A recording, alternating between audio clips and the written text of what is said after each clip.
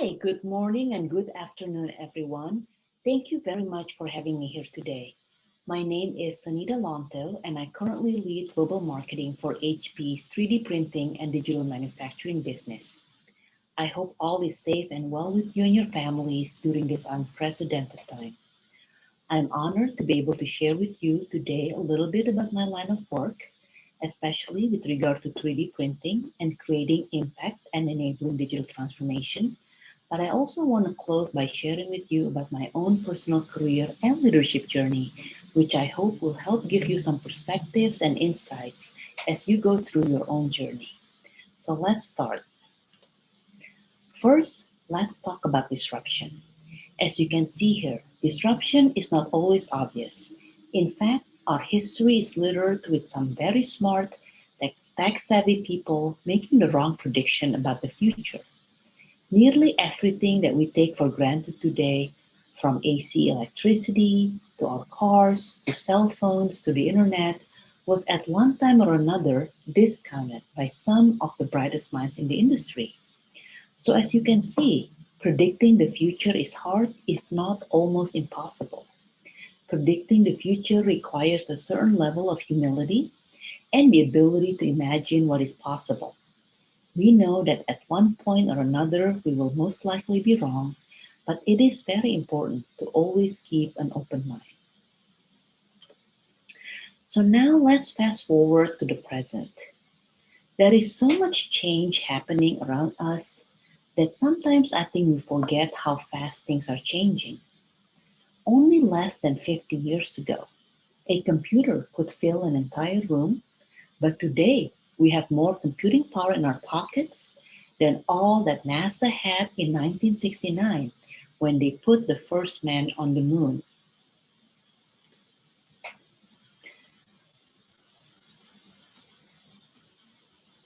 So, as you can see, the rate at which change and innovation happen is growing exponentially, primarily fueled by technology that is becoming cheaper, faster, and more powerful.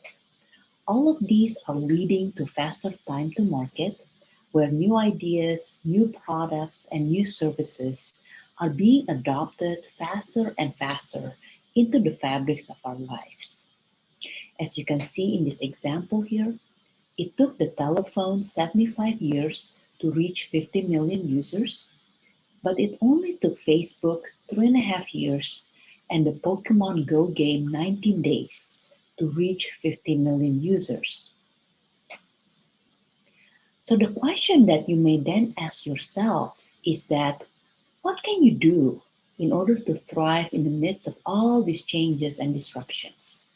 Well, I think first and foremost, you have to have the right mindset and attitude and wanting to be an agent of change instead of a victim of change. You have to keep an open mind and have a growth mindset. Sometimes may even have to disrupt yourselves before others disrupt you, and to continue to reinvent and evolve yourself throughout your journey. So, one of the big changes and disruptions that is happening in many industries today is digital transformation. What is digital transformation exactly, you may ask? I think this is a word that is sometimes overly hyped. But in its simplest term, digital transformation is really about the applications of new digital technologies and the blending of the physical and the digital world to help companies achieve three things. First, it helps companies to improve their operational efficiencies internally. Second, it helps companies to be able to provide superior customer experience for their end consumers externally. And last but not least, and especially for the most sophisticated companies, digital transformation enabled them to create new business models and new revenue streams that would otherwise be possible, and at the same time, creating and delivering real value, not just for the companies themselves, but most importantly for their customers and for society. So it is really within this digital transformation context that HP launched this new 3D printing and digital manufacturing business to help enable the digital transformation of the manufacturing sector. Our vision is really to be the trusted solutions partner who helps our customers succeed in their digital manufacturing journey and help change the way the world design, produce, and distribute products and services for the better. We also view 3D printing as one of the enabling technologies, along with other advanced technologies such as industrial IoT, big data and analytics, robotics, and artificial intelligence that will all eventually enable this manufacturing transformation and what some people call the fourth industrial revolution. But before I go into the 3D printing and digital manufacturing part, I would like to take a step back and share a little bit about who HP is as a company. The way I look at it, HP has the heart and energy of a startup and the brain and muscle of a Fortune 100 company.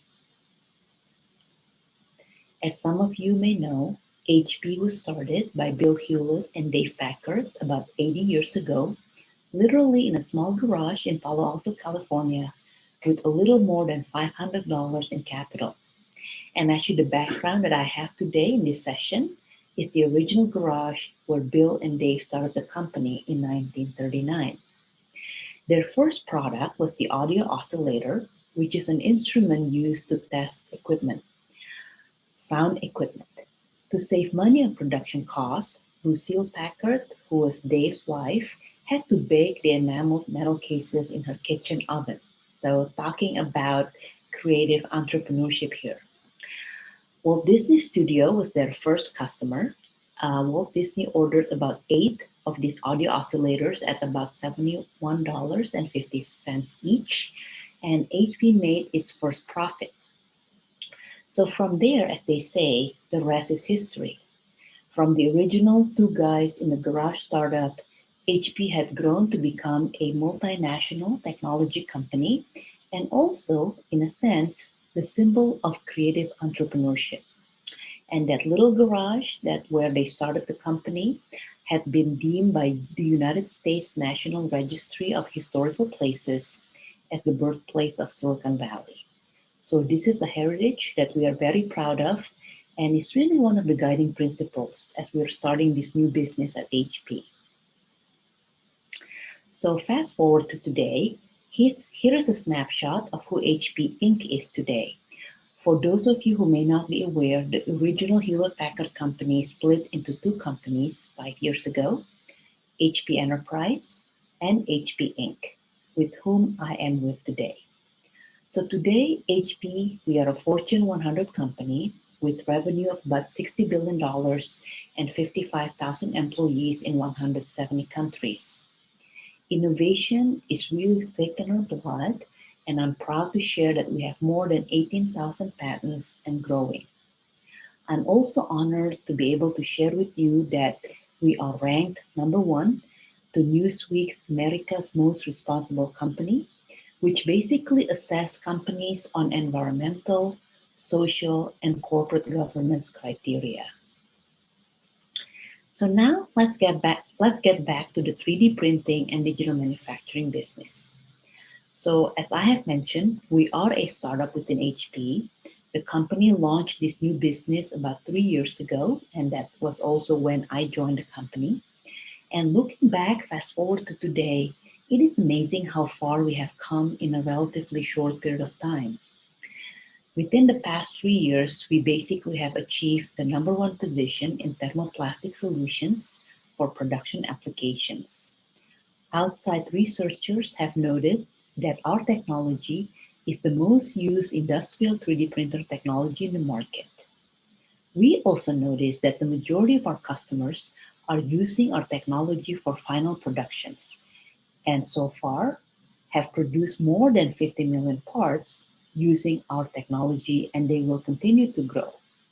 And last but not least, we have also significantly expanded our solutions portfolio to focus not only on hardware, but also on our advanced data capabilities and software and services solutions.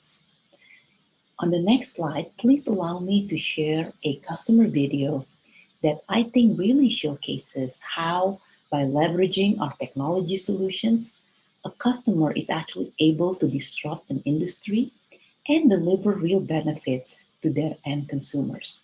So please allow me to share with you the video. Hi, I'm Alex Finkel. I'm a co-founder over at Smile Direct Club, which is located in Nashville, Tennessee. We pioneered the world's first teledentistry platform and set out on a mission to democratize access to safe, affordable orthodontics. So since Smile Direct Club launched in 2014, we have worked with excellent partners over the years to get to where we are today. HP is a prime example of somebody who's been instrumental in our growth, helping us become vertically integrated and really perfect our supply chain to offer the best customer experience possible. The partnership with HP has really given us the ability to scale manufacturing. So Smile Direct Club is the largest 3D printing facility in the country, and it's powered using HP technology.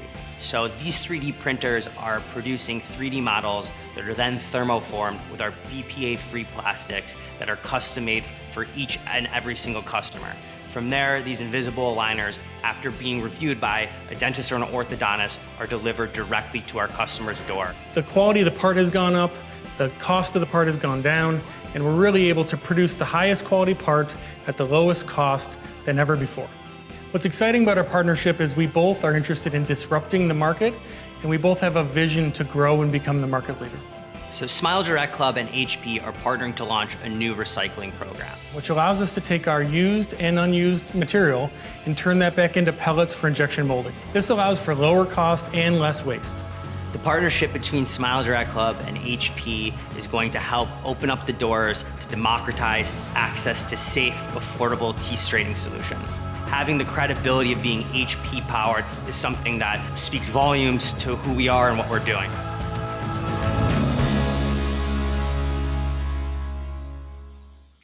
So thank you for watching the video. Moving on to the next topic, as we all know today that our world has changed as we are in the midst of the coronavirus pandemic. And this pandemic is unlike anything that we've ever experienced before, as it is impacting not only our businesses, but also our communities and our lives. But as they say, sometimes it is through tough times like this that who we are as a people shine the brightest. So within this unprecedented time, I'm very proud to be able to share with you that within the first few months when there were supply chain disruptions around the world, our teams here at HP, together with those teams at our customers and partners, have been able to rally together and band together and collaborate to quickly design and produce through 3D printing more than 4 million mission-critical parts, such as PPEs, face masks, face shields, ventilator and respirator parts, nasal swabs, and many more in order to help frontline workers battle COVID-19. And I'm very proud to share this because this is really an opportunity for all of us in this industry to step up to the challenge and really showcase how we can show compassion through real actions that are actually contributing to saving lives. And continuing on, I think this really provided us with the unprecedented opportunity to showcase the power of 3D printing to really make a difference in this world. For the longest time, many of us in the industry have talked about the potential of 3D printing to enable distributed manufacturing. And I think during this pandemic, all of us have really stepped up to really showcase the power of 3D printing to deliver real benefits to society in producing mission-critical applications, especially during time of supply chain disruptions.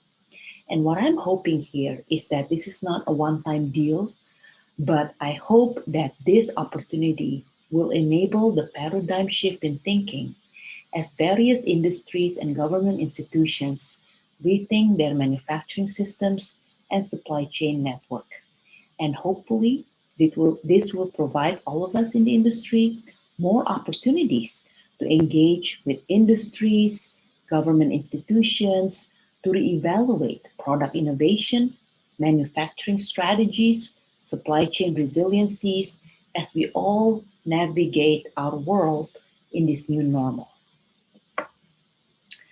And the last thing that I want to share with regard to, being in 3D printing is I'm so proud that all of us in this industry can really step up to this challenge because of our passion, our growth mindset, and the agility that our teams, not just at HP, but also our customers, our partners, all of us in this industry have been able to really band together with a renewed sense of purpose. Because now we realize that no matter how challenging a situation is, we can actually showcase empathy and compassion through real action that is contributing to saving lives.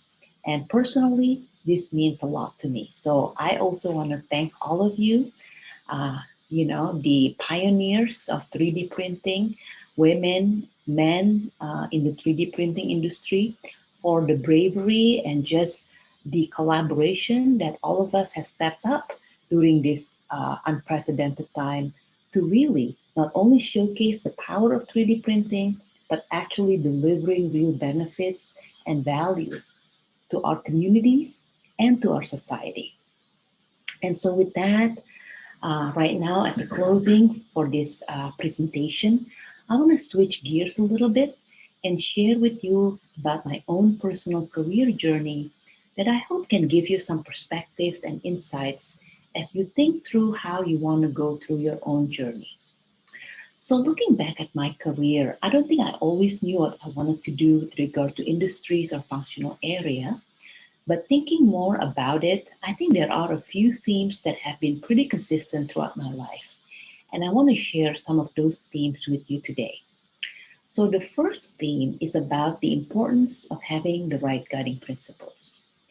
So, right after I graduated college a long time ago, I didn't really know what I wanted to do, and I tried many things. I started a company actually with two of my friends from college. I worked in various software companies in Silicon Valley. I had a stint in management consulting. Then I decided to go back to graduate school to get both my master's in engineering and also my MBA. I think it was really in graduate school that I started to develop some guiding principles.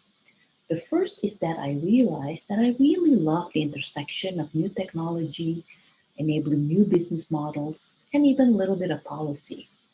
And the second is that I realized I really wanted to work in an area that is contributing something more to society rather than just selling a product. So after graduate school, I really leveraged these two guiding principles to choose the career that I went into.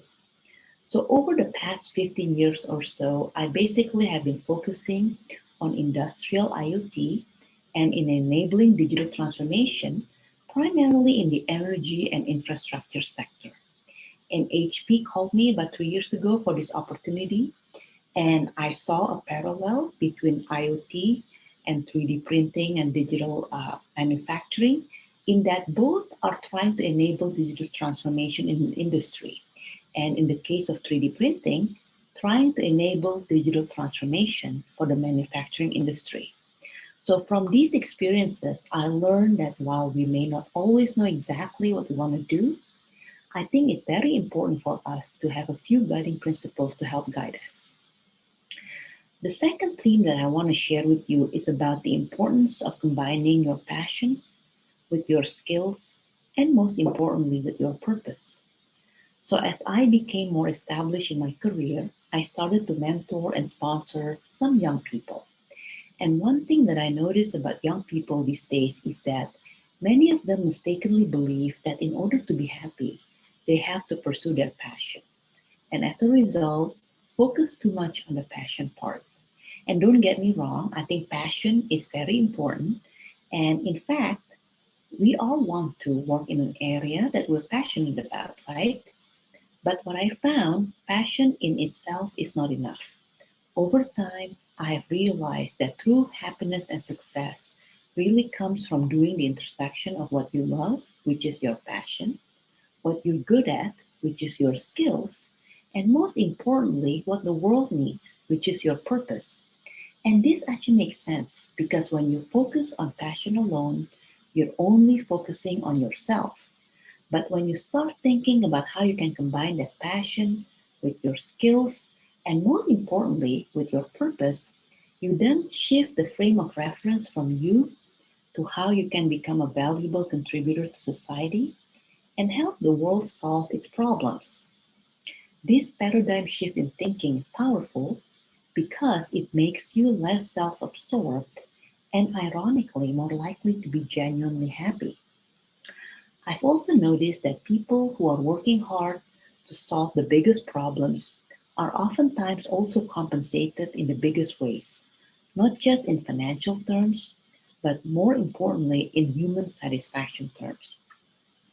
The good news is that there are a lot of big problems in this world to solve, so we can all pick our choice. So, as you all think through your own journey, I would like to highly encourage you to think of how you can combine your passion with your skills and, most importantly, with your purpose.